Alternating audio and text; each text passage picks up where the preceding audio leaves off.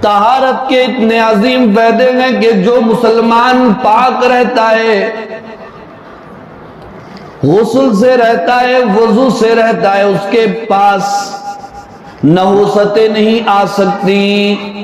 اس کے پاس بلائیں نہیں آ سکتی، اور اس کے پاس غلیظ، نجس، ناپاک جنات و شیاطین نہیں آ سکتے۔ اور جو مسلمان ناپاک رہتا ہے، بغیر طہارت کے رہتا ہے، اس پر جنات و شیاطین کا حملہ آسانی کے ساتھ ہو سکتا ہے، اس لیے کہ جب وہ ناپاک ہوتا ہے تو حفاظت کرنے والے پاک فرشتے اس سے دور ہٹ جاتے ہیں۔ ناپاکی کی حالت میں بغیر طہارت کے جو مسلمان ہوتا ہے، اس کے پاس جنات و شیاطین آسانی کے ساتھ آ کر اس کے اوپر حملہ کر سکتے ہیں۔ اس لیے نبی رحمت دو عالم